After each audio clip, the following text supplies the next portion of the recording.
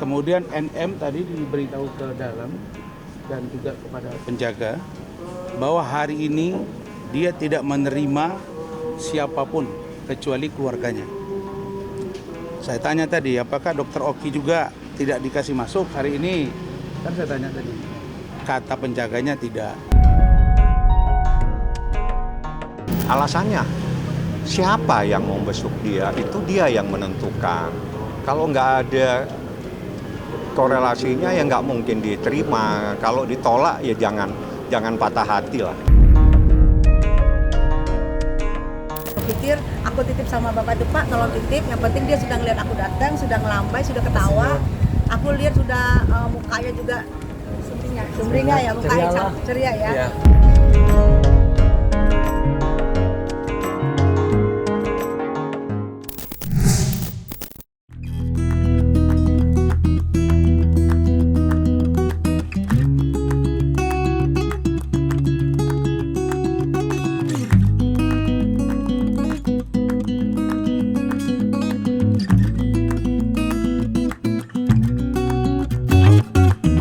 Rasman Arif Nasution lagi-lagi dipaksa gigit jari usai rencana pertemuannya dengan Nikita Mirzani kembali gagal terrealisasi.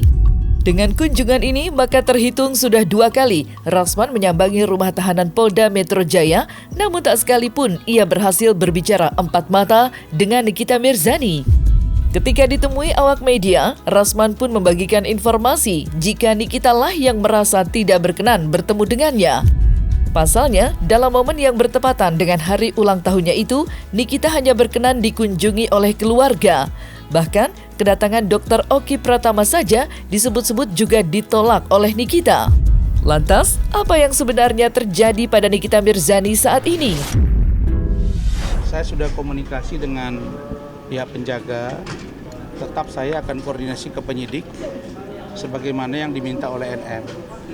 Kemudian dari sini saya akan ke penyidik, memberikan surat juga. Kemudian NM tadi diberitahu ke dalam dan juga kepada penjaga bahwa hari ini dia tidak menerima siapapun kecuali keluarganya. Saya tanya tadi, apakah Dokter Oki juga tidak dikasih masuk hari ini? Kan saya tanya tadi. Kata penjaganya tidak. Artinya bahwa menurut saya di hari yang harusnya dia bergembira begini, hari ulang tahun dia, walaupun dia sedang mendekam di dalam tahanan, siogianya menurut saya NM membuka ruang supaya dia bisa lebih semangat, dan orang-orang yang memberikan dukungan seperti ini menurut saya penting untuk membuat semangat bagi hidup dia, karena saya yakin hati dia pasti hancur di posisi sekarang. Alasannya, siapa yang mau besuk dia, itu dia yang menentukan.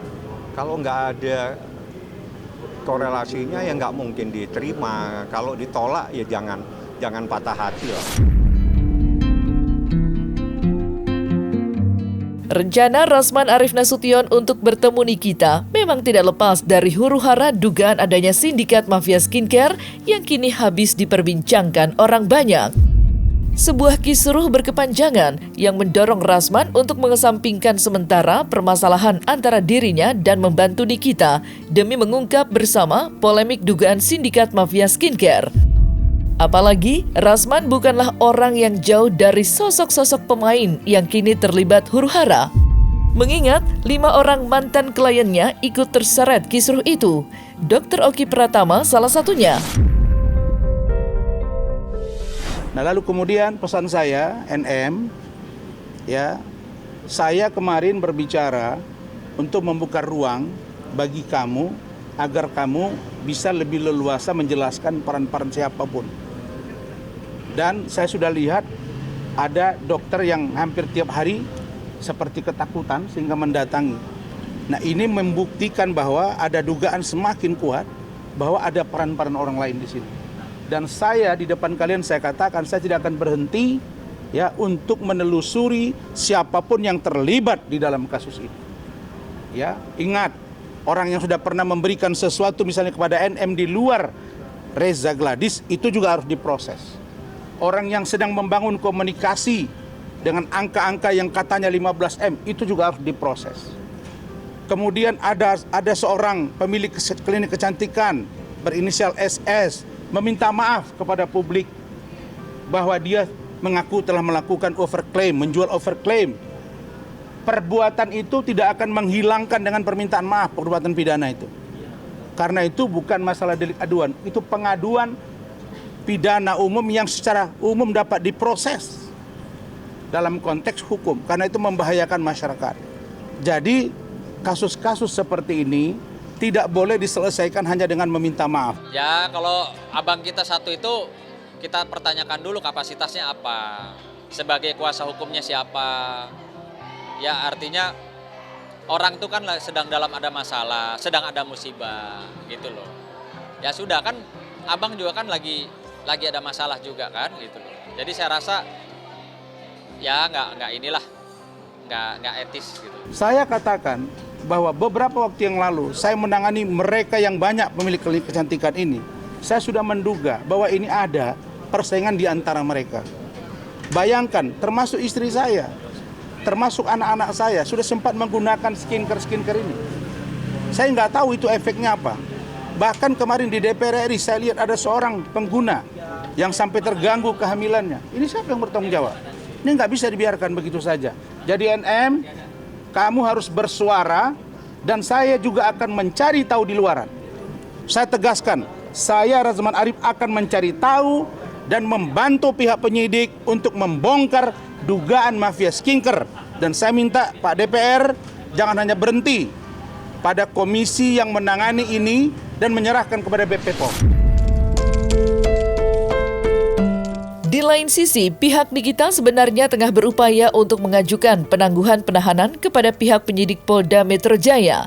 Dengan alasan status Nikita yang merupakan seorang ibu tunggal, tentunya memiliki tanggung jawab yang berat untuk mencari nafkah untuk 3 buah hati tercinta. Namun apa daya, kenyataan tidak seindah apa yang direncanakan. 2 permohonan penangguhan penahanan yang telah diajukan pihak Nikita sudah mendapatkan penolakan dari penyidik. Meski begitu, pihak Nikita pun tak patah arang setelah sebelumnya menyertakan Laura Mezani dan Lintang Mawardi, pihak Nikita yang dikabarkan akan kembali mengajukan permohonan penangguhan penahanan dengan menyertakan nama Fahmi Bahmid sebagai pemohon. Lantas, seperti apa pandangan hukum para advokat atas upaya pihak Nikita? Jadi boleh, jadi siapapun sebenarnya boleh mengajukan permohonan penangguhan penahanan terhadap Nikita. Yang penting terhubung atau terkait dengan Nikita sendiri. Apalagi kalau dia keluarganya atau penasihat hukumnya itu boleh. Gitu. Jadi sekarang penasihat hukumnya mengajukan permohonan penangguhan penahanan itu boleh. Apakah dikabulkan? Jawabannya ini kan kewenangan dari penyidik, ya, mengabulkan apa tidak. Tapi kalau pertimbangannya penyidikan sih dan pertimbangannya pada umumnya kasus-kasus pencemaran nama baik itu kasus-kasus pemerasan itu memang sulit untuk ditangguhkan begitu. Jadi ini kita walaupun diajukan permohonan penahanan sulit untuk ditangguhkan. Ditahan 20 hari ke depan ini adalah mekanisme yang menurut kita adalah tidak ada perbedaan dengan yang lain. Sehingga siapapun orang yang memang melakukan satu perbuatan pidana, kalau memang sangat diduga akan membuat satu proses menjadi lebih sulit dan lain-lain, atau diduga akan adanya satu perbuatan-perbuatan yang mempersulit kinerja kepolisian, penahanan ini kan sifatnya adalah untuk mempermudah pihak penyidik untuk melakukan pemeriksaan lanjutan. Jadi tidak ada perbedaan, sama saja siapa saja gitu loh. Kecuali hanya dapat diberikan satu misalnya adanya permohonan penangguhan penahanan, itu pun kalau memang berdasarkan pertimbangan penyidik sekiranya itu bisa di approval atau di ACC. Kalau enggak kan kewenangannya ada penyidik juga. Syarat mengajukan permohonan penangguhan penahanan yang pertama ada yang memohon, yaitu bisa tersangka, bisa kuasa hukumnya, bisa keluarganya. Nah, permohonan ini kemudian disertai dengan penjaminan. Penjaminan ini penjaminan orang atau uang begitu. Jadi disertakan penjaminan dan alasan-alasan mengajukan permohonan penangguhan penahanannya. Itu biasanya yang mengajukan adalah kuasa hukum apa saja. Misalnya menyatakan penjamin tidak akan melarikan diri, tidak akan menghilangkan barang bukti, itu contoh-contohnya, syarat-syaratnya itu kan. Nah, itu juga diatur oleh dan diperbolehkan oleh Kitab Undang-Undang Hukum Acara Pidana. Jadi boleh itu mengajukan permohonan penangguhan penahanan ya. Tapi kemudian apakah itu dikabulkan apa tidak, itu persoalan kewenangan dari penyidik begitu. Tapi kita sudah ngasih satu clue masukan bahwasanya kasus seperti pembunuhan, pencurian, perkosaan, perjudian, pemerasan, narkotika itu jarang ada penahanannya dipenuhi oleh penyidik. Sungguh miris memang apa yang dialami oleh Nikita Mirzani saat ini. Di momen spesial hari bertambahnya usia, Nikita harus merayakannya di balik jeruji besi. Belum lagi upaya penangguhan penahanan yang tak kunjung berbuah kepastian. Walaupun begitu, bukan berarti momen ulang tahun Nikita tidak diselimuti kehangatan. Buktinya, sanak keluarga tercinta kedapatan datang berkunjung, bak sebuah pelipur lara. Sang putri yang sempat berselisih paham dengannya saja sampai datang secara langsung membawa bunga yang indah.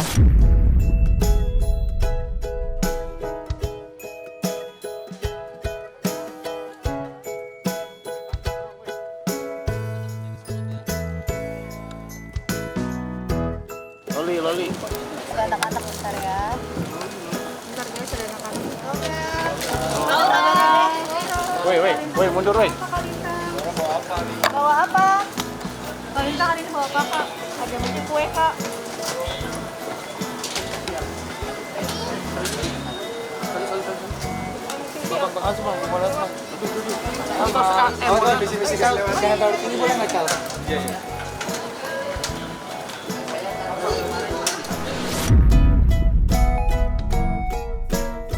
Tak berhenti sampai di situ saja, momen spesial tersebut nampak turut diramaikan pula dengan kehadiran para sahabat.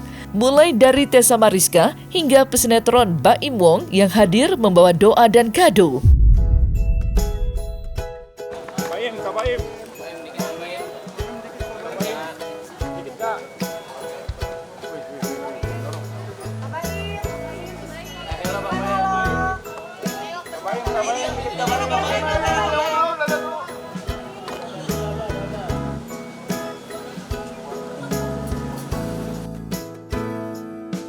Di balik kesedihan pasti ada kebahagiaan. Hal itulah yang agaknya dirasakan oleh Nikita saat ini. Di satu sisi, ia memang berada di balik jeruji besi. Namun di sisi lain, pelukan hangat orang yang begitu ia cintai tak hentinya berdatangan silih berganti. Lantas seperti apa ungkapan haru Fahmi Bahmid menyaksikan pertemuan Nikita dan keluarga di tahanan? Memang ini dalam suasana yang momen yang luar biasa, di mana saya mendatangkan Laura, mendatangkan juga adiknya berdua, ada juga si Lintang dan Edwin, semua bersaudara. Saya suruh datang hari ini dan saya antar dalam suasana tadi momen yang mungkin tidak terlupakan. Laura juga membawakan sesuatu buat miminya, sebuah bunga tadi kalau saya lihat, dan ada roti, ada beberapa juga. Ya itulah yang saya lihat tadi, bagaimana tadi Nikita memeluk anaknya dari yang kecil, terus habis itu terakhir dia peluk Laura, habis itu ya suasananya betul-betul membahagiakan namun mengharukan. Ya itulah suasana di mana Nikita Mirzani merayakan ulang tahunnya, yang dihadiri oleh Laura yang selama ini menjadi pertanyaan teman-teman semua, dan dia hadir. Dialah tadi yang membawa bunga dan juga ada roti yang dipersiapkan juga oleh Laura. Seperti itulah suasananya. Izinkan saya tidak membahas perkara hari ini, karena dalam suasana kebahagiaan Nikita Mirzani merayakan ulang tahun, saya mohon maaf, saya tidak akan membahas perkara dulu. Mungkin besok, saya kan besok pasti datang lagi, kita bisa bahas masalahnya. Yang jelas hari ini kasih kesempatan Nikita Mirzani merayakan ulang tahunnya bersama anaknya, bersama adiknya, dan bersama kakaknya dan teman-temannya. Ya, ini alhamdulillahnya kan ini ulang tahun Niki tanggal 17 Maret ya, alhamdulillah. Jadi kita pikir ini ulang tahunnya Niki, ya udah kita karena kemarin Saiful Jamil 3 hari lalu ke sini kan jam 1 ya. Jam 1 ke sini Niki nyampaikan salam buat saya. Bilang sama Kak Tessa Mariska terima kasih, sampai Saiful Jamil suruh saya balik gitu. Jadi saya bilang tapi saya lagi ada rapat. Nah tadi mungkin saya pikir udah kita pagi aja, siapa tahu pagi gitu ya jam sekarang. Nah ternyata tadi Niki dengan pakai baju biru ya, pakai baju biru cantik. Terus ada ini yang baju orange itu, baju orange, ketawa ngelambai tapi lagi mau pergi ibadah. Jadi menurut aku ya udah untuk nunggu ibadah, nunggu zuhur juga ya, sambil zuhur kira-kira jam 1. Nah aku ada rapat di kantor suamiku. Aku pikir aku titip sama bapak itu, Pak tolong titip, yang penting dia sudah ngeliat aku datang, sudah ngelambai, sudah ketawa. Aku lihat sudah mukanya juga sumringah ya, mukanya ceria ya. Kalau doa banyak sekali doa. Dari kemarin banyak yang mendoakan yang terbaik, yang jelas bahwa kebenaran itu bisa disalahkan tapi tidak bisa dikalahkan. Saya bisa merasakan tadi bagaimana pelukan Nikita terhadap ketiga anaknya. Ya, jadi walaupun kita semua ada di sana itu saya bisa rasakan. Jadi biarlah dia merasakan, merayakan ulang tahunnya di sini bukan berarti itu hal yang buruk, tidak. Karena memang suasananya seperti ini, hari ini, besok lusa pasti semua akan mengetahui bahwa Nikita Mirzani sempat dilakukan penahanan. Uniknya, hadiah makanan pemberian Rasman ternyata ikut memenuhi banyaknya kado yang dititipkan untuk Nikita Mirzani. Dan sebelum menitipkan hadiah tersebut, Rasman pun menjelaskan jika dirinya membawa sebuah makanan ringan sebagai tanda persahabatan. Lantas, apa yang membuat Rasman sampai menyempatkan diri untuk menitipkan makanan untuk Nikita Mirzani? Saya dengan keluarga, ya karena beliau ulang tahun hari ini, NM, maka saya ada membawa sedikit oleh-oleh untuk bisa dicicipi oleh NM. Dan ini saya garansi tidak ada di sini makanan yang ya jangan sampai ada bilang oh ini ngirim makanan berbahaya atau racun atau apa enggak. Nah, saya bawa roti. Dari mana nih Bang? Ya kameranya dong di atas Bang.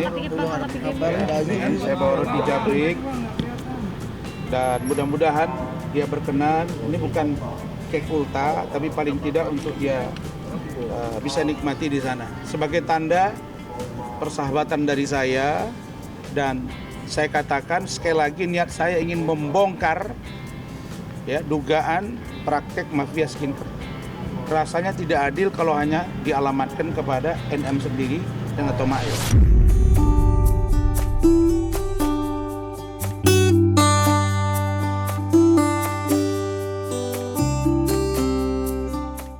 Nah, selesai sudah Cumi Lovers, saksikan terus Cumi Camp In Depth, kabar lengkap, mendalam dan akurat dari narasumber terpercaya.